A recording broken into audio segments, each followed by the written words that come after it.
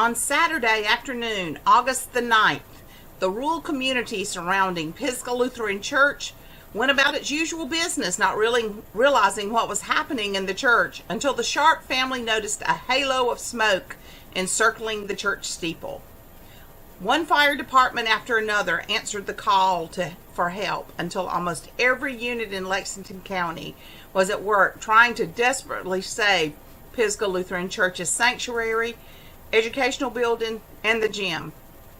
Concerned church family, community, and friends hovered around, realizing a large amount of damage had been done. Several hours later, in the smoldering ashes, we were well aware of the fact that the educational building was a total loss. Well, it was one Saturday afternoon, about 3 o'clock, I guess, somewhere in that neighborhood, plus or minus, that we received a call. I remember that Saturday afternoon it was hot as the devil anyway. And one of those little pop-up showers that we always have during the summer. Didn't think much of it at the time, obviously. But shortly after the shower, we got a call to come to Pisgah Lutheran Church. And, of course, we went to the fire station first and then left there to come here. Chief Stanley Holcomb, who was the chief at Lexington, lived almost next door, less than half a mile away. And obviously he got here first. We rolled in second. I got my bunker gear on. I had my bunker gear on, got my breathing apparatus on. And we entered from the side entrance, as I recall, he and I. And I brought a pike pole just to sort of check things and so forth. And we went in and saw no fire anywhere, but it was smoky, very smoky. And the ceilings at that time was some little 12 by 12 Celotex made that was stapled to 1 by 4s. So they were 1 by 4s, 12 inches on center. Chief Holcomb took the pike pole and he punched a hole in the ceiling. Classic example of flashover. The heat was already there. It had been smoldering. It caught oxygen and it just went woof across the entire attic area. So there we were, fighting the fire in the attic. What made it so difficult to stop was all those 4 by 4s, 12 inches on center, you couldn't get there. If you went to the end that it had already burned, it was already too late. So you'd just be pushing the fire. So we ventilated the attic. We did all the right stuff at the time and so forth. But people have always told me that a fire started by lightning was very difficult to put out. And believe me, and we didn't know what had caused it, but believe me, there was so much heat that it was so difficult, it made firefighting difficult because of the heat. It burned and burned, and finally it got over near the sanctuary, and we decided we were going to make a stand right here. It's not going any farther, so we just pump water. I don't know how many thousands of gallons of water we used that afternoon, but we were using tankers from all over the county because at that time there was no fire hydrants, and we had to haul every bit of the water from ponds, nearby ponds. So I'm sure there were 8, 9, 10 tankers hauling water, and I don't know that we ever ran out of water. We probably run out pretty close at times, but never ran out. We were afraid of it getting into the sanctuary, and in fact, one of the folks from a fire station wanted to cut a hole in the roof of the sanctuary. And I knew the construction. I said, no, you cut a hole in there. You're cutting a hole directly into the sanctuary. He thought there was an attic there. So we stopped that. And I remember Richard Roof, who came up here with his front end loader and went around to the side of the sanctuary and knocked a hole in the wall to get the organ out. And in fact, they got it out. But thankfully, the fire never got into the sanctuary. There might have been some smoke damage. Do you think that the knocking the hole in the wall cooled off the sanctuary and helped to prevent Could very well have. Most of my attention was over on the other on the other side, but I out of the corner of my eyes, I figured out what was going on, and in fact, I've spent a lot of time on the roof trying to keep it cooled down, and so forth. But I imagine we were on the scene. It seemed like forever, but we were probably here 4 or 5 hours on the scene, plus all the cleanup time afterwards. It was a long day, very stressful for a number of reasons. Obviously, it's a fire. Secondly, it's a church. And thirdly, I got a lot of good friends in this church, and a lot of good friends who were helping to fight the fire, members of the fire service. And in the end, I guess it brought us a lot closer together, those kinds of things. But it was a long, hot afternoon. The biggest thing I remember about the whole thing was the heat and how hot it was, both inside when we entered and then after it really caught fire, how hot it was after that, and continued to be for some time. The loss of Pisgah was expected to be over $250,000. Where do we go from here? Pisgah's church family is aware that the church is more than a building. The church is the people of God. With sad hearts but not looking back, our church family, with the help of neighboring churches and communities, resolved to go forth. Many of our members worked into the night guarding the smoldering ruins to make sure the fire did not rekindle. Our neighbor, St. Matthew's Lutheran Church, helped by loaning chairs, and the gym was transformed during the night. By 11 o'clock Sunday morning, the center became a worship area. The weather was dry, crops were dying, farmers, neighbors, members, we were all praying for rain. And all of a sudden we were blessed with rain. Of course, you know what happens when it's dry and you get rain, you got lightning. Well, I was headed to the church to put a motor on, and I actually turned my truck around in 3 circles when I saw the flames coming through the roof, trying to think in my mind, wow, this is really happening. Charles Sharp, a member of the church, a volunteer fireman, he called the fire in. Lexington County had numerous fire trucks. We had a lot of smoke, a lot of wood on fire, a lot of damage. Luckily, no one was hurt. We didn't have a pastor. The lightning got the pump in our well. But guess what?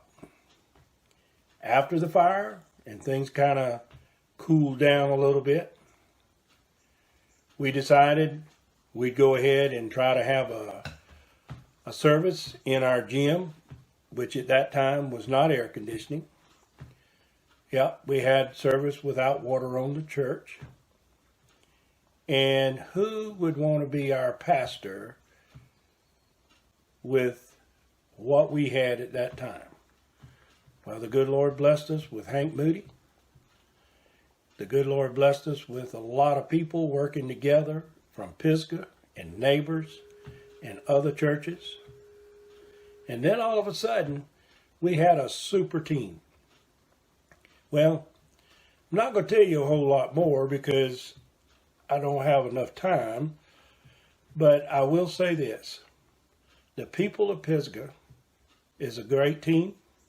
It's a great team to be on, and it's a great place to be. So look where we are today, and let's all be thankful. Have a good one. Bye-bye. By 11 o'clock Sunday morning, the gym was converted into a worship area with an improvised altar, candles, cross, lectern, even the eternal light was hanging from the basketball goal. The sermon contained a challenge our church family was ready to accept. We will rebuild. Mrs. Amy Onstead, a rising intern at Lutheran Theological Seminary, brought the message. She had learned only a few hours before of our loss the preceding evening and night, and remarked how amazed she was at the enthusiasm of the people. It was even greater than when she had served our church one Sunday several months earlier. Here we were, a church without a pastor. Pastor Swicegood had retired in 1979. He had served our congregation for 10 years.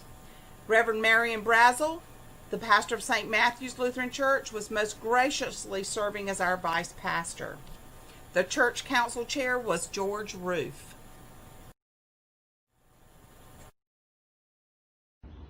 Okay. Well, I was all running around kind of thinking about what to do next. Then somebody says, well, I need to take the wall up.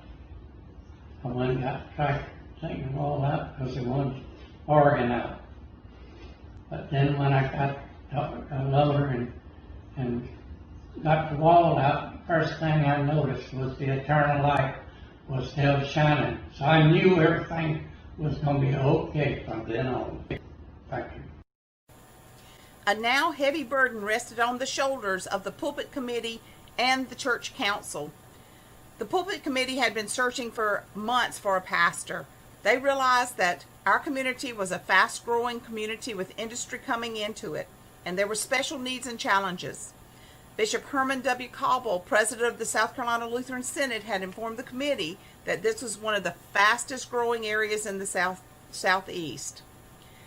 Ironic as it may seem, a few weeks prior to the fire, we had contacted the Reverend Henry M. Moody, Jr., the associate pastor of Good Shepherd Church in Columbia. An appointment had been set to meet with him August the 11th at 7:30 at the church. The overwhelming question in the minds of the committee members was, what do we do now that our situation had totally changed?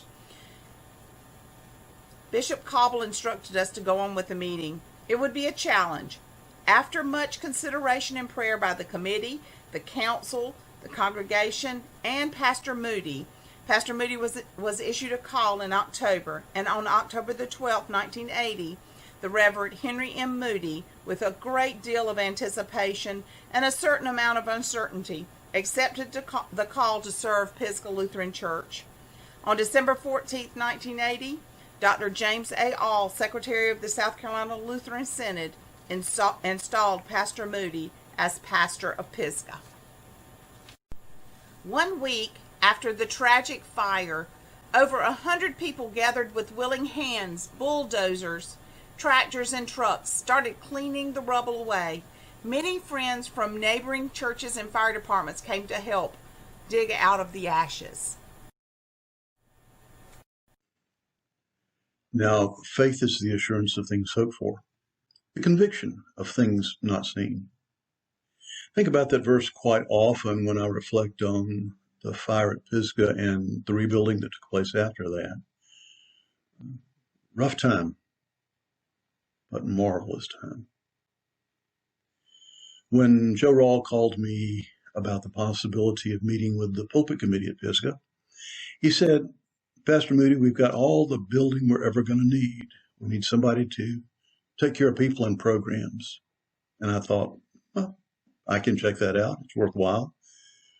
And so I met with the pulpit committee on Monday, August the 11th, 1980, less than 48 hours after the fire.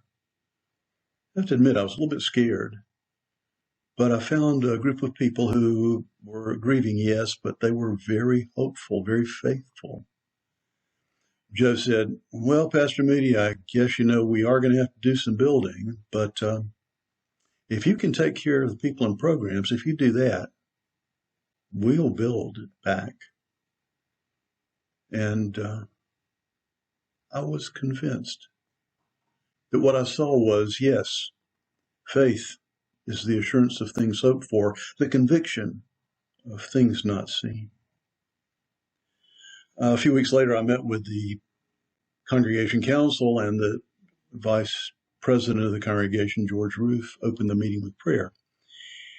And I've often thought about that prayer. I wish I could remember the words verbatim, but I remember so much of what he said. He acknowledged the hurt. He acknowledged the grief. He acknowledged the pain that was going on in the community, but he also prayed with such intense hope, such magnificent faith, such a sense of divine empowerment to serve God's mission. He prayed with a sense of the reach of Pisgah into the community and a vision for what the congregation could be after rebuilding past the ashes.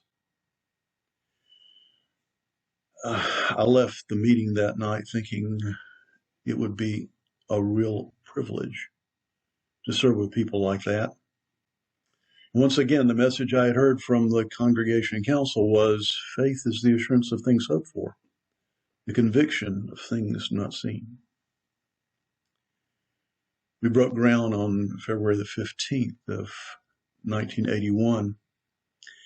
The council put together, with George's direction, a very interesting concept. The congregation was to serve as its own general contractor.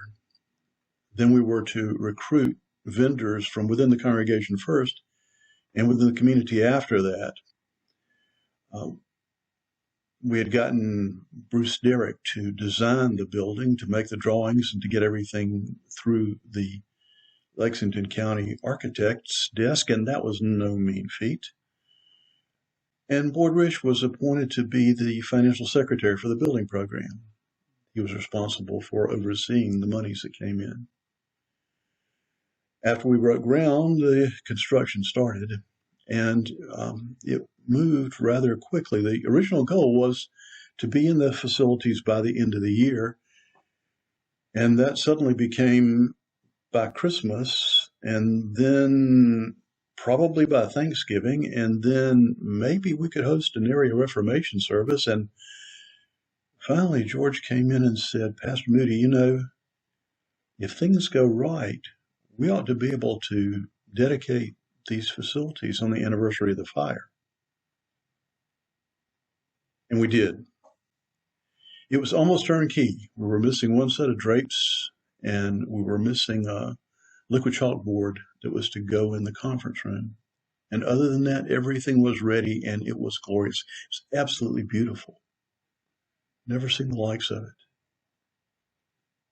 It was dedicated not merely debt-free, but with a surplus of $120,000, which in 1981 was really big money.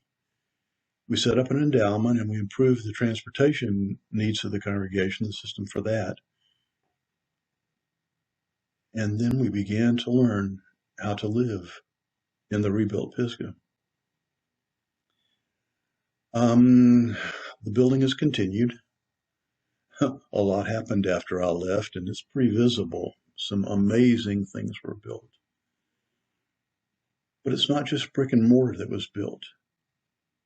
It's also the connection with the community. It's the fulfillment of God's mission for Pisgah and for the Church of Jesus Christ in that area.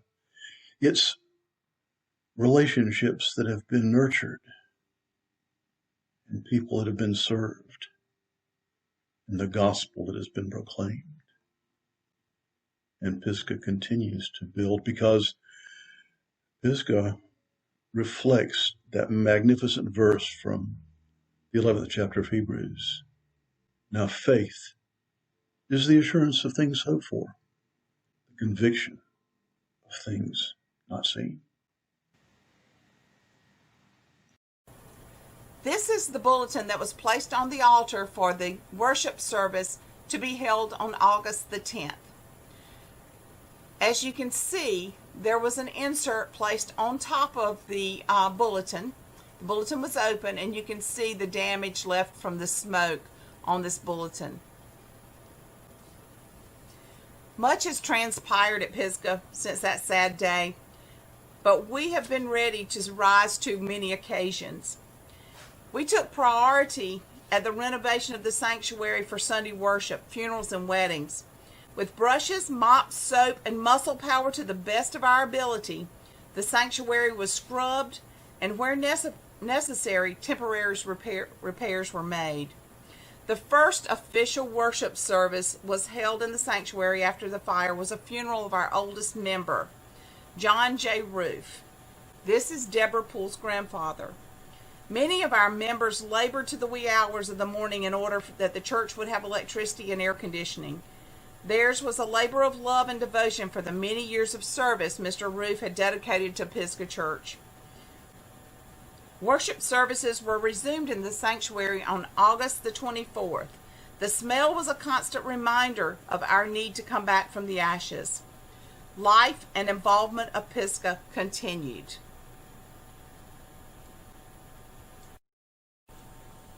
On Sunday, August the 24th, 1980, Rose Rawl and Joe Stansel were united in marriage. With a little soot and a few inconveniences, Rose and Joe were married, and I am sure we will never forget those 2 weeks prior to the wedding. Hello, my name is Rose Stansel. I'm a lifelong member of Pisgah Lutheran Church. In August of 1980, we had a typical summer storm come through, as we always do, with lightning and thunder. And we all, back then, for some reason, can't answer this why. We sat in the den quietly as the storm passed.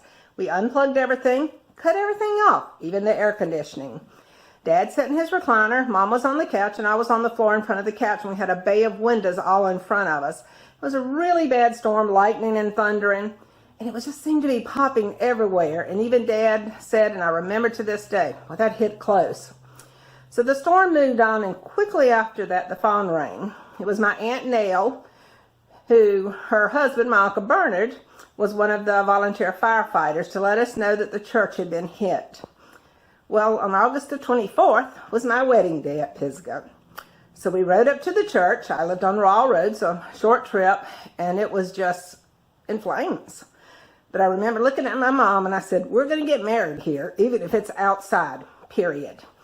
I'd already decided that if we had to, the front, which is now the parking lot, used to be just grass and trees. I said, we'll put up chairs under the tree, and we'll get married there. Fortunately, to wonderful Pisgah family as always, everything was as good as it could be. Not a lot of air conditioning, August, not the best month, but we had a wedding, little soot, little smell of fire, but it was wonderful. My husband always said that was the good Lord telling him, you better back out now. It's always a joke. But it was wonderful, and to this day, I just remember how the Pisgah family came together to get that church ready, and what a wonderful wedding we had. Plans were presented to the congregation and accepted. Ground was broken for the new building on February the 15th, 1981. And because of the money recovered from insurance claims and the numerous and generous contributions of members, Lutheran Brotherhood, Disaster Fund, and friends, the new building and all furnishings were paid for upon completion. The Pisgah family will always remember and be grateful for the tremendous response of love, labor, and the monetary gifts. As St. Paul tells us in Romans 8:28, we know that in everything God works for good with those who love him, who are called according to his purpose. 1980 was a sad year, but a glorious year for Pisgah Lutheran Church. Let this so challenge us that we may not only keep his house alive and acting, but improve its being, that your kingdom may be extended to all those who need a fatherly home. From excerpts of George Roof's prayer.